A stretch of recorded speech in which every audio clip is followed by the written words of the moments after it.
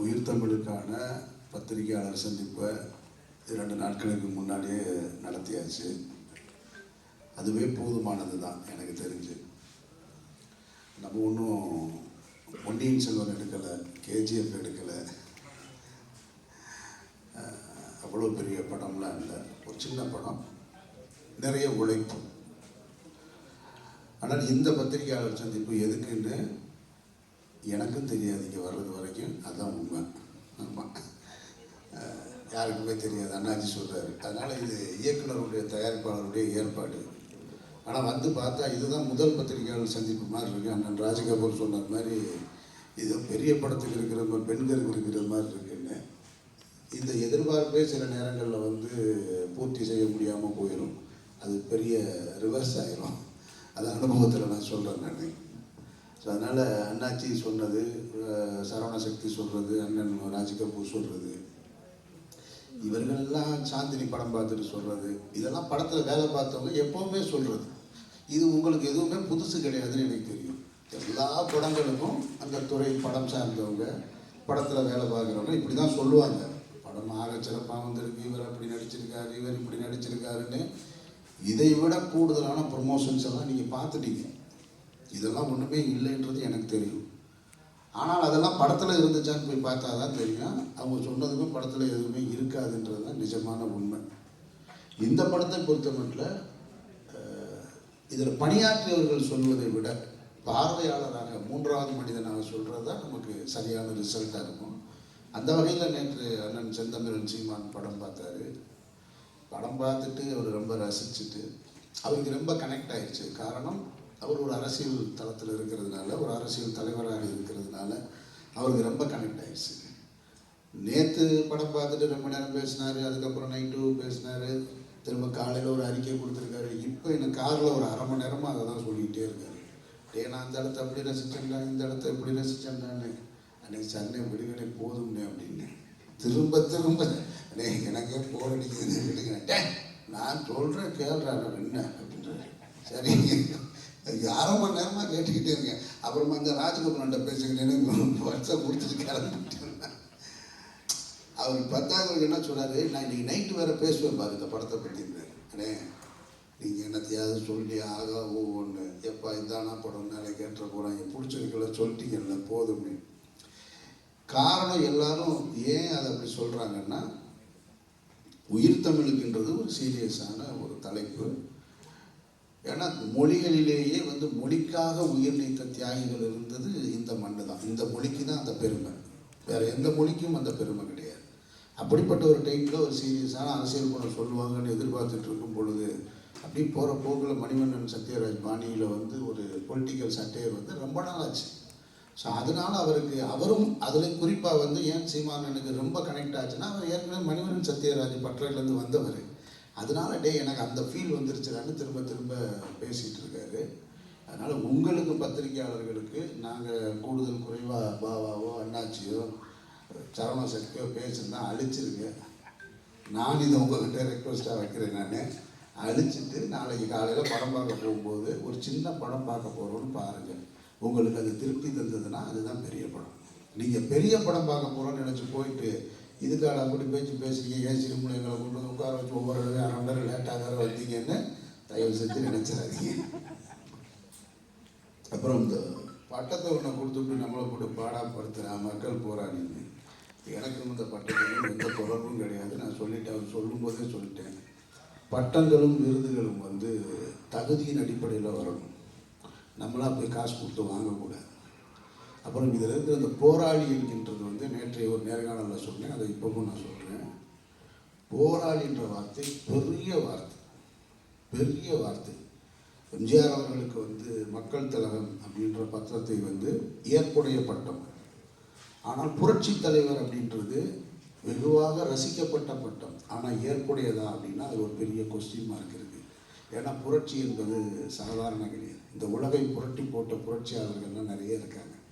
அந்த வகையில் போராளி என்பது, நான் போராடி ஒரு சினிமாவில் நடித்தேன், 4 படம் எடுத்தேன், 2 படம் நடித்தேன்.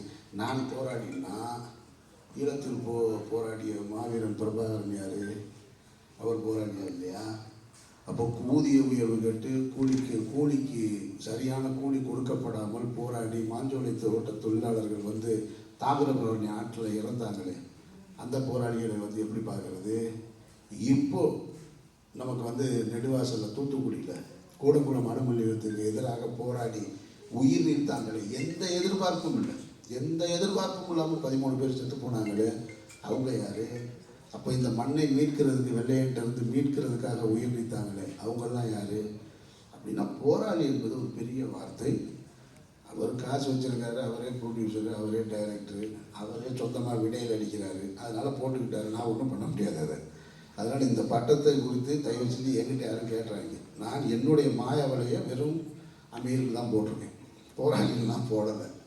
அதெல்லாம் காலம் கொண்டு வந்து செய்யணும். ஆனால் மக்களுக்கான போராட்டத்தில் களத்தில் இருக்கணுமானா இருக்கும், அது கடைசி வரைக்கும் இருப்போம். இந்த வெளிச்சம் எங்கள் மேலே படுது இல்லையா, எத்தனை பேருக்கு கிடைக்கும் இந்த நாட்டில்? இந்த வெளிச்சமும் இத்தனை கேமராக்களும் ஒரு மைக்கும் எங்கள் முன்னாடி வந்து நிற்கும் பொழுது எங்களுடைய சுய புராணத்தையோ பெருமையோ எங்களுடைய வாழ்வை வளமாக்கிக்கிற வேலையவே செய்யக்கூடாது. அப்போ இந்த வெளிச்சமும் இந்த புகழும் கிடைச்சிருக்குன்னா ஒரு சினிமா மூலமாக கிடைச்சிருக்கு. அந்த சினிமாவில் இந்த அங்கீகாரத்தை கொடுத்தது மக்கள், அப்போ திருப்பி அவங்களுக்கு தான் கொடுக்கணும். அந்த எண்ணம் எப்பொழுதுமே எனக்கு இருக்குது. அதனால் கடைசி வரைக்கும் மக்களோடையே இருப்போம். அந்த வகையில் நீங்கள் பாருங்கள், ஒரு சின்ன படம் நினச்சி போய் பாருங்கள், உங்களை ஏமாத்தாது இந்த படம், அந்த நம்பிக்கையை நான் தர்றேன். மற்றபடி வந்திருக்கிற அனைவருக்கும் என்னுடைய நெஞ்சார்ந்த வாழ்த்துக்கள். நன்றி.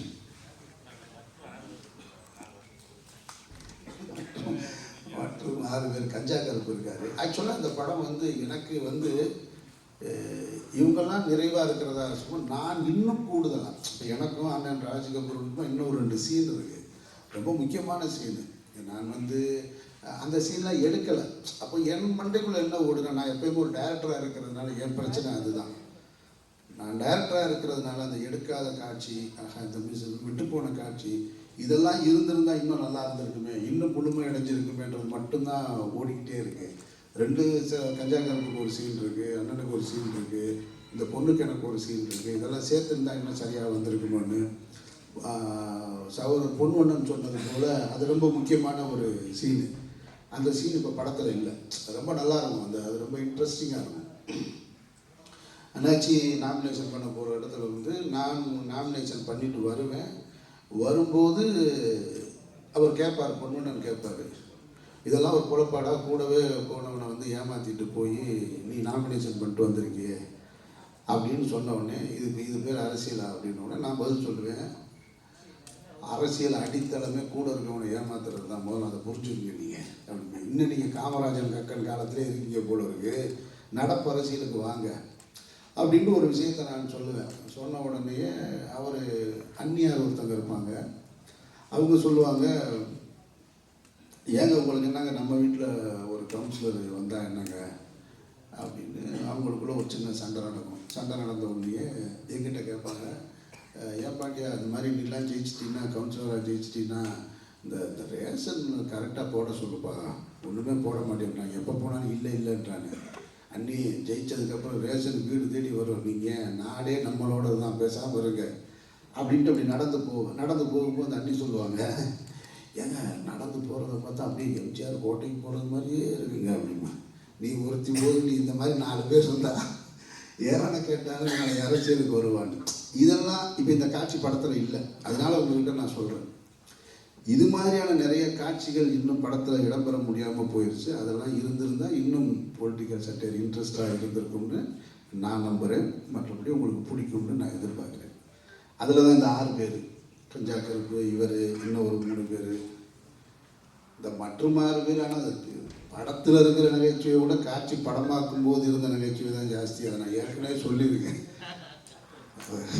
ஒரு காருக்குள்ளே வச்சு நல்லா எல்லாருமே நல்லா சாப்பிட்றாங்க, சாப்பாடு காருக்குள்ளே வச்சுக்கிட்டு க்ரீன் மேட்டில் ஷூட் பண்ணிக்கிட்டே இருக்கிறேன்னு சொல்கிறாங்க. அவங்க காலையிலேருந்து காருக்குள்ளே உட்காந்துருக்காங்க. சரி எடுத்தாச்சு, மதியம் லஞ்சு, மதியம் சாப்பிட்டு திருப்பி ஏசியை போட்டு காருக்குள்ளே உட்கார வச்சா ஒரு உதவி அசிஸ்டன்ட் டைரக்டர்ஸ் பூரா பெரிய படங்களில் வேலை செய்கிற மாதிரி வாக்கி டாக்கியோடலாம் நின்றுக்கிட்டு இந்த பக்கமும் அந்த பக்கமும் போய்கிட்டு இருக்காங்க.